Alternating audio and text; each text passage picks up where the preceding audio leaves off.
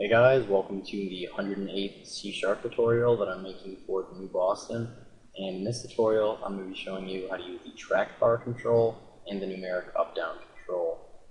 The first control that we're going to be looking at is the TrackBar control. So just go over to your toolbox and drag a TrackBar control onto your form. You're also going to need to have a button, so just make sure you have that as well.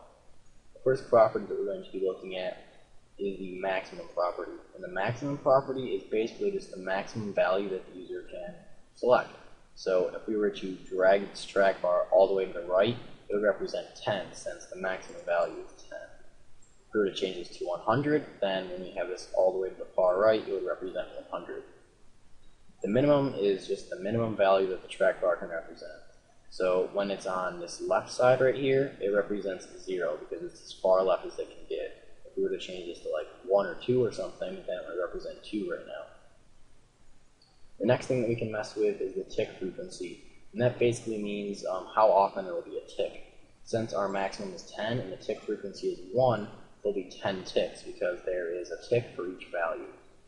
So if we were to change this to 100, we would have 100 ticks because there is 1 tick for each value. If we were to change this tick frequency to like 5, then we would get 20 ticks because for each 5 values, there's a single tick. Alright, so in order to get the value that the user has selected in the track bar, we can use the value property. So we're just going to have a message box display the value that the user has selected in the track bar. So we're just going to say messagebox.show here, trackbar1.value, and this returns an integer, so we're going to have to use the toString method to convert it into a string. Alright, so now when we debug here, we should have 0 right now because the minimum value is 0. Yep, if we were to drag this all the way to the far right, you should see 100 because 100 is a maximum value. Yep, and anywhere in between should it be in between 0 and 100. Perfect. Another thing that you can do with the track bar is change the orientation. Right now it's horizontal, meaning it's like across. If we were to make it vertical, we would obviously make it vertical. So it's up and down now.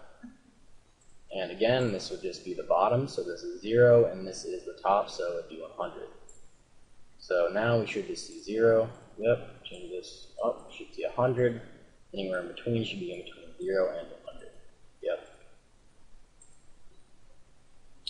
You can also change where the ticks are if you wanted them to be on this side. I guess it'd be on the left since it's vertical right now. Or if you wanted them to be on the right. Or you could just disable the ticks so they're not even there at all. Or you can have them on both sides. I think it looks fine that way, but I guess it's up to you. So that's pretty much all we're going to do for the track bar control. It's not really much to it. The other control that we're going to be looking at is the NumericUpDown. And the NumericUpDown basically just only allows you to type numbers in there. And so if we were to just debug here, TrackBar 1 doesn't exist because we deleted it. But alright, so now when we debug, you can only enter numbers in here. It's pretty much a masked text box that only allows you to enter numbers. So we can only enter numbers. If we try to type in letters, it won't even let us. But the nice thing about this is it will just increment it for us. So we can just have it go up by 1. But you can change how many it goes up. For example, the increment right now is 1. But if we wanted to change that to like 10 or something, now it would go up by 10 every time we clicked up, and it would decrement by 10 every time we click the down right here. So we click up, get 10, click down, goes down.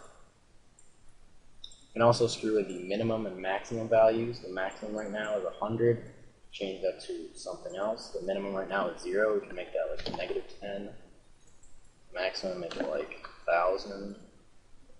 So if we type in like 1,000 right here and click up, nope, it won't let us go down anymore. Type in -10 and try to go down. We can't go down anymore. Alright, so that's pretty much it for this tutorial. Those two controls are pretty basic. There's not really that much to them. I just think you should know about them. So, yep, see you guys.